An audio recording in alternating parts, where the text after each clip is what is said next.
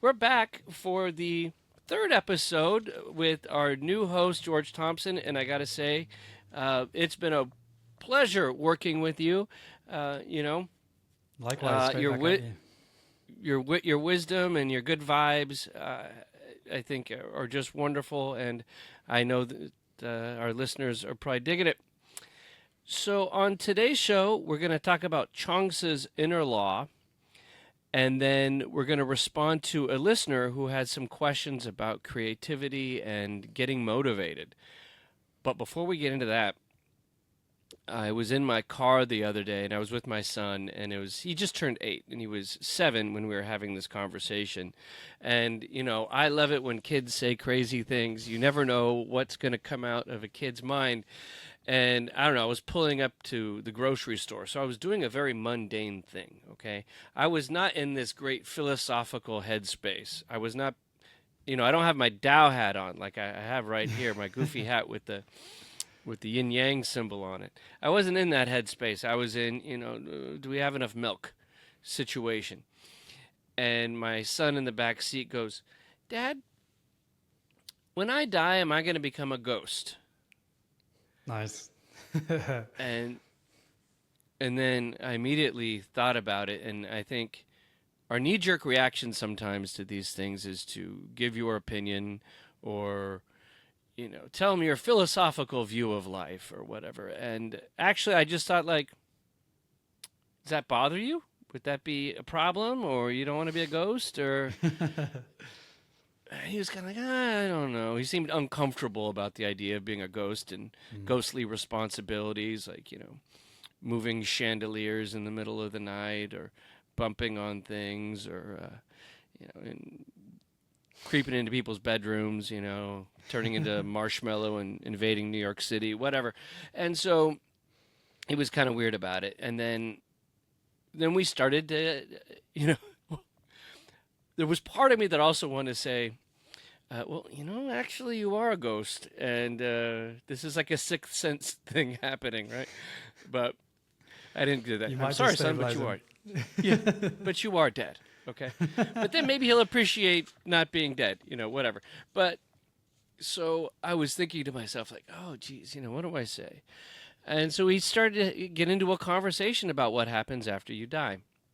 And I don't pretend to know everything in this world, but what I've gathered from 47 years on life, reading a lot of philosophy, talking to smart people like George Thompson and Dr. Carl Totten, that possibly what it feels like to be dead is a lot like what it felt like before we were born.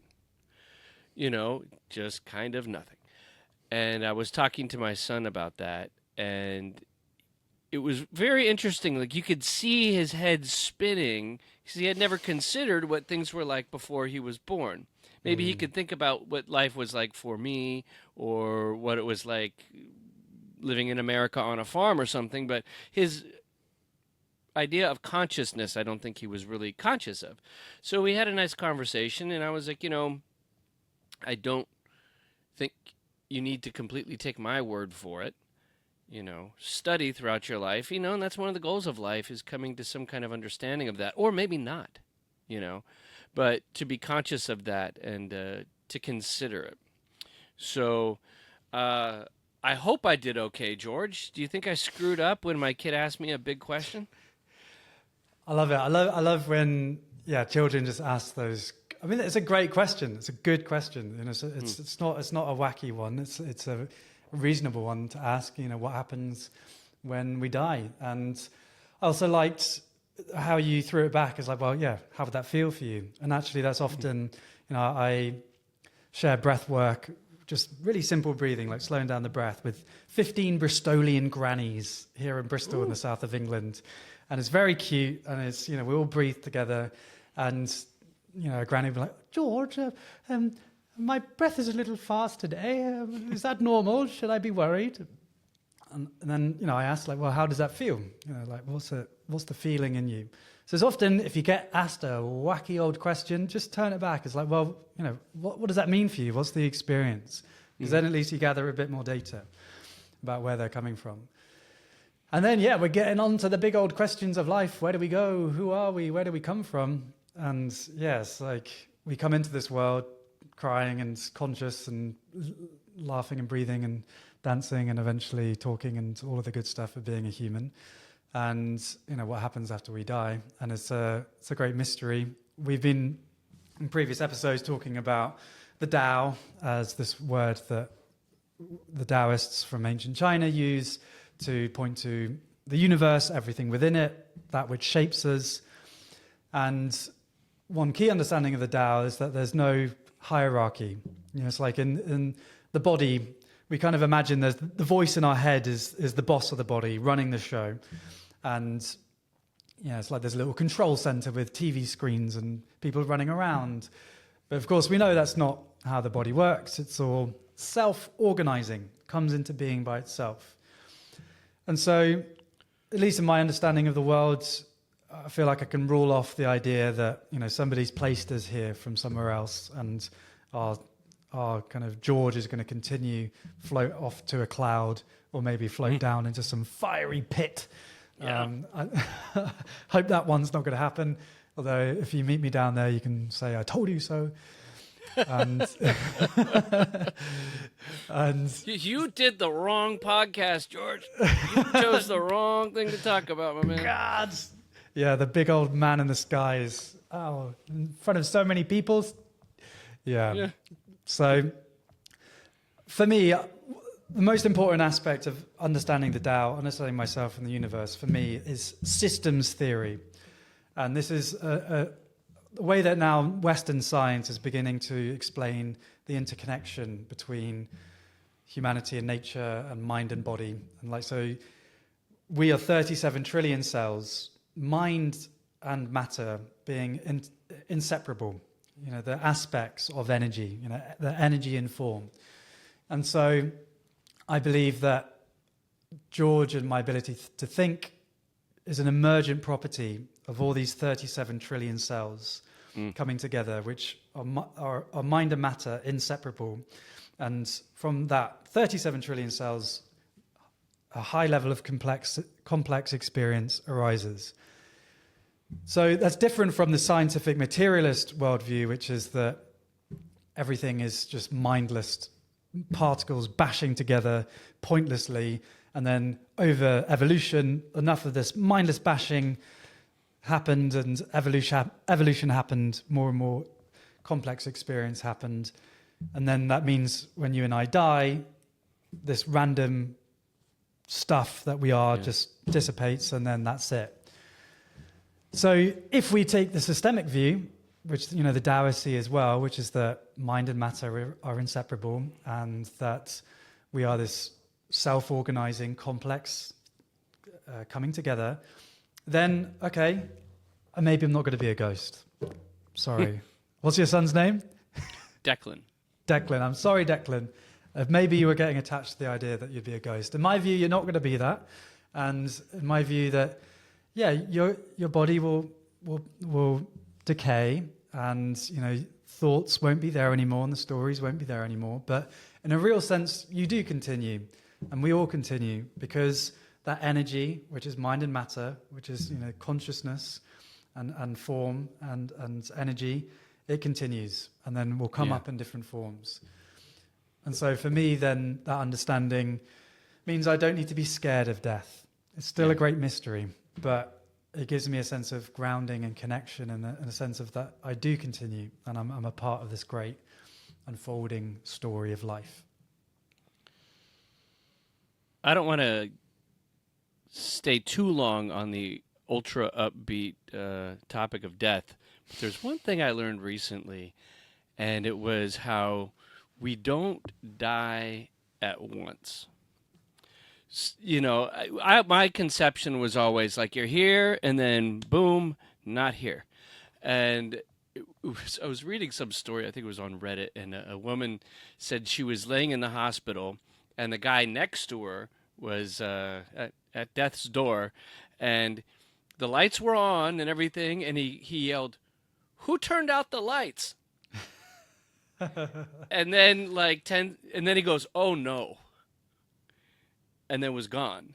So it was like part of him died that was, or his brain shut off that was in charge of the visual. And then, your senses kind of go. And it's almost like a 20-second process where, your body goes, kind of stops moving, but you can still hear people for a little bit. And they're like, oh, I think he's gone. And then you want to be like, oh, crap, And It's like the chicken getting its head cut off and then running around for 30 seconds. Yeah. Still something yeah. going on there. So I'm kind of looking forward to that. That's one part. I want to hear people either cheer when they think I'm gone, or grab his wallet. I don't know. So we'll see. But anyway, so we've been talking about Chuang Tzu on this show, and for those of you who just like happened to pop into this episode and listen to it first, there's the Tao Te Ching, which is the primary kind of source book of Taoism. Everyone kind of that's the big one, and then the second one is the inner chapters or the works of Chuang Tzu, who was a philosopher that came. What was it, about 300 300 years? BC. Yeah, Yeah. 300 years after the Tao Te Ching. Yeah. Yeah.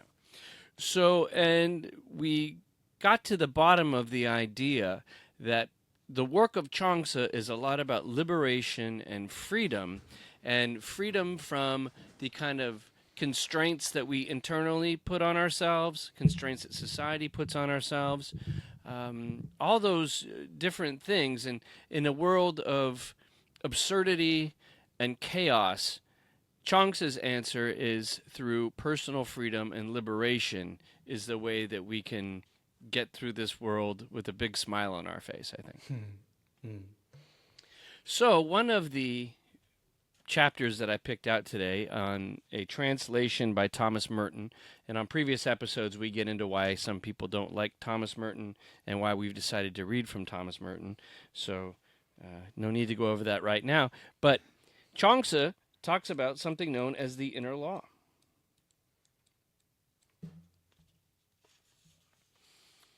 So, here we go. He whose law is within himself walks in hiddenness. His acts are not influential, by approval or disapproval. He whose law is outside himself directs his will to what is beyond his control, and seeks to extend his power over objects. He who walks in hiddenness has light to guide him in all his acts. He who seeks to extend his control is nothing but an operator. While he thinks he is surpassing others, others see him merely straining, stretching, to stand on tiptoe. When he tries to extend his power over objects, those objects gain control over him. He who is controlled by objects loses possession of his inner self. If he no longer values himself, how can he value others? If he no longer values others, he is abandoned. He has nothing left. There is no deadlier weapon than the will. The sharpest sword is not equal to it. There is no robber so dangerous as nature, also known as yin and yang. Yet it is not nature that does the damage. It is man's own will. So there's a lot to bite off here. And of course, we could substitute that for whatever pronoun anybody out there is into. So, talking about the inner law, what's your first take from this, George? Yeah, so I think some really powerful wisdom in this. When they try to extend their power over objects, those objects gain control of them. I think, again, it's funny how we often blame capitalism and modern life, which obviously has a lot to answer for, as being the source of all of our challenges. And yet here we have a book from 2,300 years ago stating basically the same thing, which is that their society, like our society, put a lot of importance into accumulation and the appearance to be in a certain way. So you get the big house, you get the beautiful partner, you get the nice car, you get all the stuff, and then you will be successful, then you'll be happy, then you can finally feel like you're enough. And the Confucian version of that was, some nice silk clothes and a nice house and a nice partner, and not that much has changed in some ways. And the problem with putting our identity in the objects and the accumulation of objects is that we are putting our power outside of ourselves. We are liable to the whims of society, of people that want to rob us, of the changes in the world, and then suddenly we're being pulled around and we lose a lot of energy of, oh, my mortgage payments have gone up, they've gone down, I can't afford the car, I can afford the car. And again, this invitation to come within, to turn inwards, which is the real start of the healing journey and the journey towards peace, is like, who am I without all of the stuff? And can I resource myself in that inner knowing?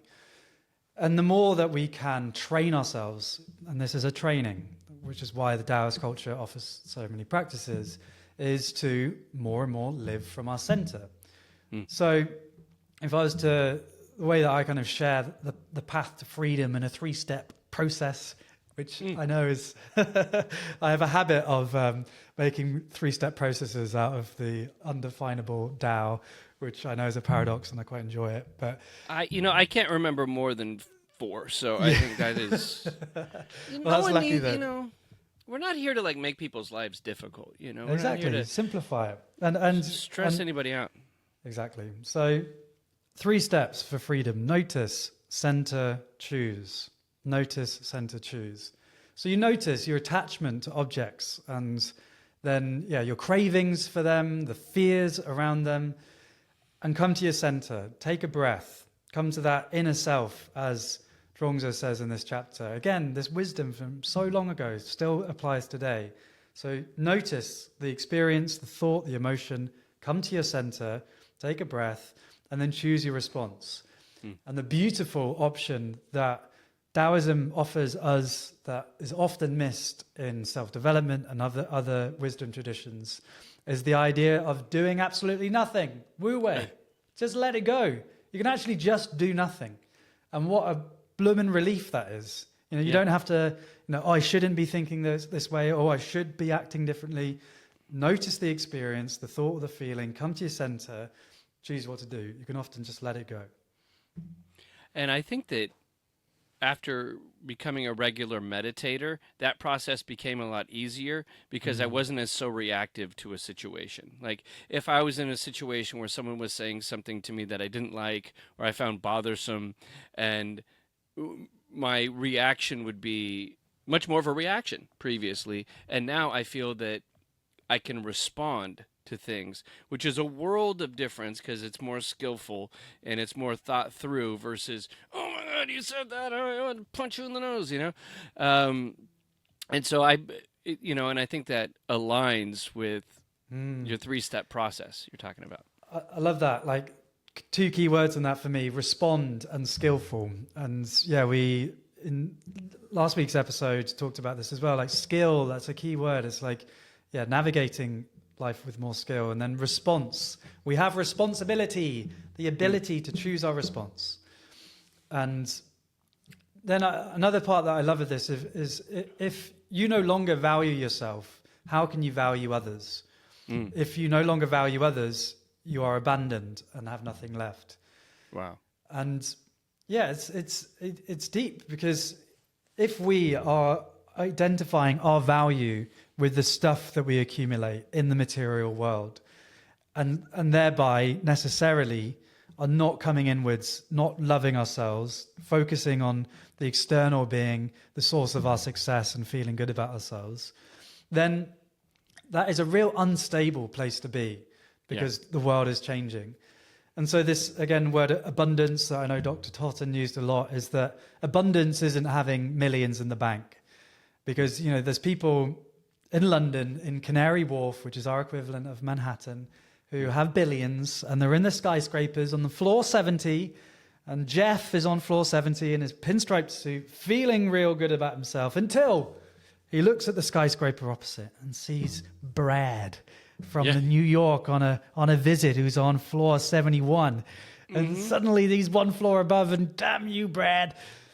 It's for all of us, for most of us, having billions of dollars of wealth is more than you could possibly imagine. And yet Yeah. that person on floor 70 is looking at floor 71 and they feel lacking. So I also think, well, I also think that kind of the mentality that wants to accumulate that much is one that will not be satisfied by anything, right? Because absolutely. you didn't stop at 5 million, right? Like you Kept kept going. yeah. And we've trained our nervous system to only find happiness through the fulfillment of external rewards, which means that even when you get to the place, and this is the great, like Alan Watts has got a great bit on this of we used to tell kids, well, you got to do well at school because then you'll be able to go to university. Yeah. And then you've got to do well at university because you'll get a good job. And the reward, the happiness, is like, here, kitty, kitty, kitty, it's coming, here, kitty, kitty, kitty.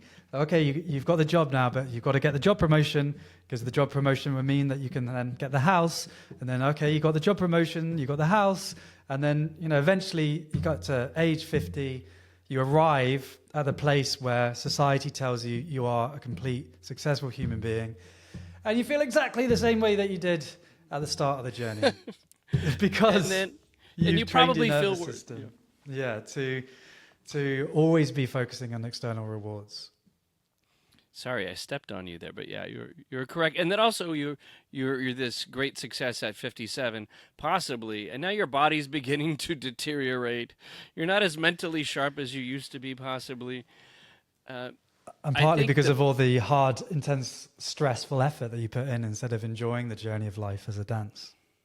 Yes, and I think that the antidote for that external validation versus internal, because Chuang Tzu here is talking about the inner law, and he whose law is within himself, and a lot of that, the idea of law, I think lots of power or focus is the idea of gratitude. When we have gratitude and we appreciate what we have versus needing more and more and more and being on that roller coaster that never ends, when we go, oh, you know what, I appreciate my partner, or I appreciate my family, I appreciate where I'm living, I appreciate my job, I appreciate my friends, then you immediately you stop looking for more external, and you actually you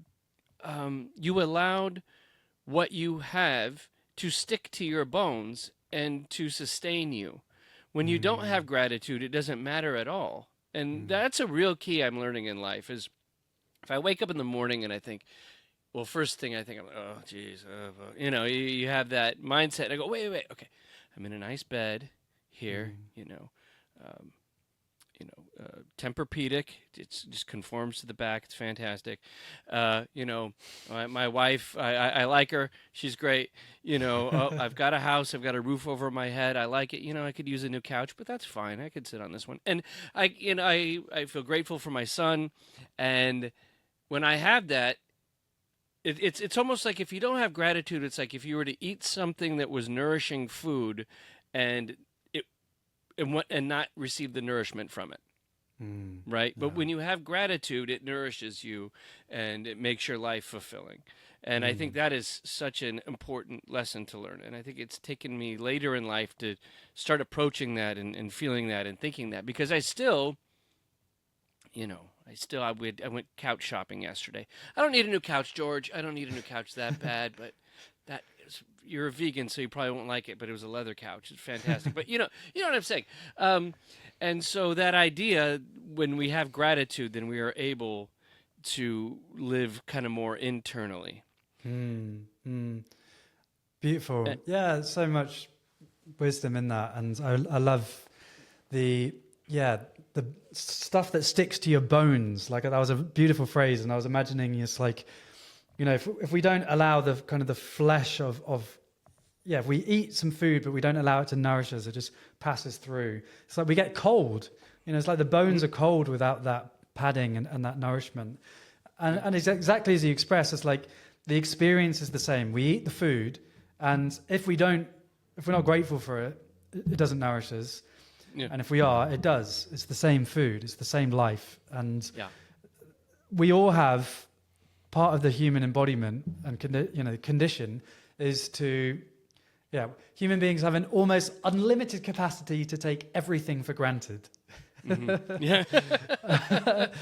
And, no, you're totally right. You're totally right. And that's, we can be compassionate, so that's part of being human. It's like if think about an organism that, is content with what it has and doesn't work for more, does that survive as well as an organism that's constantly thinking, have I got enough? And like, am I safe enough? And, they prepare better. So, from an evolutionary point of view, that's deep in our conditioning.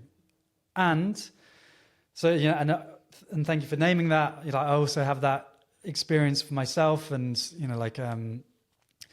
I've just moved into a new community, and then there's been like challenges with moving into that, and then I'm like resisting, and get Grumpy George comes out, and I'm like, and then just like remembering, there's so much to be grateful for, and the beauty is that we can reprogram that conditioning. So our biology has a tendency towards taking almost everything for granted, and we can notice that. And maybe at the end we could do a short practice if our beautiful listeners are up for just choosing gratitude. And as we choose gratitude, then we train our mind and body and heart to more easily access that in our everyday. And that's really the value of practice. It's like, okay, you sit down and you meditate and you do that maybe with a timer, but the real nourishment comes from when you're a bit slower to react and you respond and you just find a bit more pause and ease and spaciousness in the midst of all your experiences. That's when the practice really shows up in your life in a beautiful way. Oh, yes. I will end this discussion on the inner law with one more thing. We were talking over the last series of shows about how Chuang Tzu's work, a lot of it was about freedom and personal liberation. And here he's talking about how people who are concerned with outside forces and controlling the outside forces, who have kind of an authoritarian bent on them, whether you are the parent who is too stern with the child and wants to control every aspect of them, or you're trying to control your significant other, or you are a politician trying to tell everybody how they need to live, and that you need to have these values and these morals, and you need to this is the right way to do things, and curtail other people's freedom, that then the authoritarian loses their locus of control, and their entire inner world is completely chaotic because they can't control this. You can't control this absurdity. You can't control this chaos. I think Lao Tzu says something like, you can try to control the world, but I don't think you can do it. And so they are giving up their freedom to just be smacked around by others under the guise that they're the person in control of everything and deserve the power, or that they are in power. It's a funny thing. And Chuang says, like, don't get involved in that, Yeah. And if we go back to Zhuangzi's time, it's the Warring States period with kings, like so many men fighting for power, and this time of turmoil lasted hundreds of years, and just this endless cycle of gaining power, losing it, gaining power, losing it, and continues today of the USSR and the supposed megalith that's never going to end, and then 1990s, all collapses, and these reigns do come to an end. The unfortunate reality is that these often men that claim authoritarian power, they actually can keep it for a long time and do a lot of damage. But then ultimately the Taoist wisdom prevails, which is that they lose themselves, they lose their lives, and it changes and it continues to flow. Yeah. So we keep learning the same lessons. You're talking about the infinite capacity to not. Yeah, human beings have an almost unlimited capacity to take everything for granted. Yes, and it's the same thing to take every type of power that they possibly can and then ultimately lose it. Yes.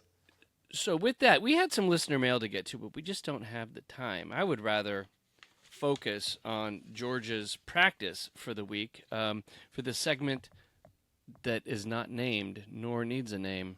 George, what do you got for us? Well, on the theme of gratitude, gratitude, again, it's like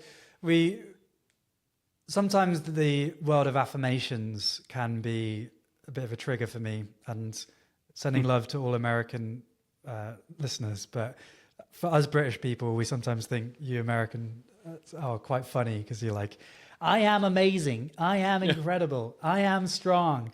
And, you know, us Brits, we get way too shy. There was a great bit. It was Al Franken, who was a U.S. senator, but previously a writer on Saturday Night Live, and he had Stuart Smalley, who used to always say, "I'm good enough, I'm smart enough, and darn it, people like me." And that's us Americans, darn it. Don't tell us otherwise. So yeah, there can be a fakeness to that, but like affirmations, and I actually think are powerful because it's about bringing into your present experience an energy. So it could be joy, it could be wholeness, it could be abundance, or it could be gratitude. And what we do when we are present with that feeling of gratitude is that we are training our nervous system that, hey, this is an experience that you can become familiar with. And then, like I said, we practiced earlier, so that then you can be surprised at how that gratitude can show up in the world more easily.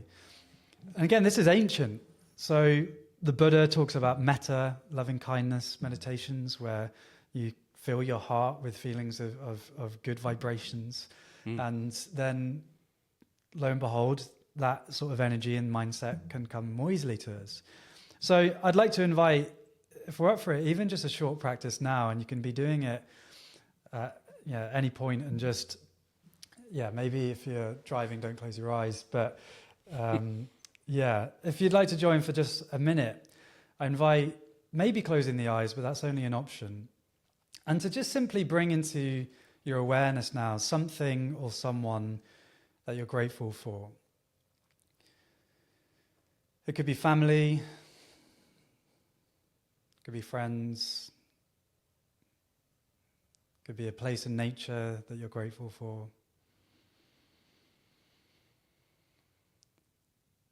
To see and to feel that sense of gratitude, seeing the people or things that you care about and are grateful for.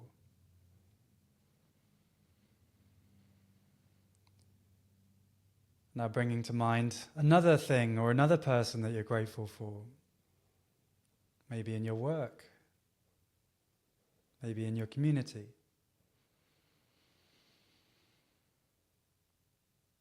And allow your heart and mind to be filled with that feeling of gratitude.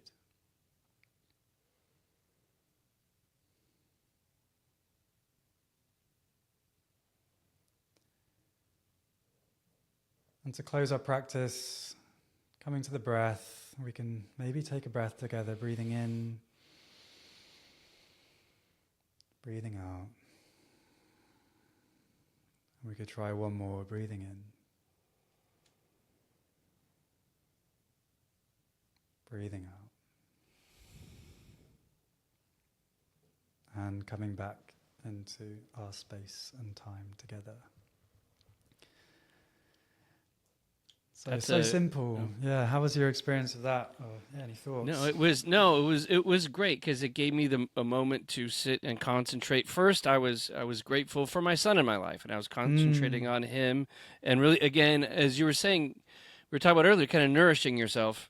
And then number two was you were talking about people from your community, and I was thinking about Mad Max Crosby, the defensive end for the Las Vegas Raiders, who is just great season last year, a lot of fun to watch. No, I'm joking. But I think, yes, that's a beautiful way, because I guess we could talk about gratitude, but how do you practice it, right? Yeah. How do these things aren't easy. And it is just, that conscious bringing in. So like in my morning practice, it literally can take a minute. So like my morning practice is I do Qigong, and I move my body, and I maybe put some music on and dance. And then I do my embodied affirmations where I'm moving my body, and maybe in future and speaking out some affirmations, which maybe in a future episode we could talk about. And then I think of 3 things that I'm grateful for. And it literally takes less than a minute. Like I stack them, 1, 2, 3. and then I do my seated meditation, and then I'm off and I do my day. So it's these little nourishing practices. That's what I like, because we've all got stuff in our lives. We're all relatively busy in our modern world, but a minute of gratitude can be really powerful. It's like taking a gratitude snack, right? Yeah, there we go. Grat snack.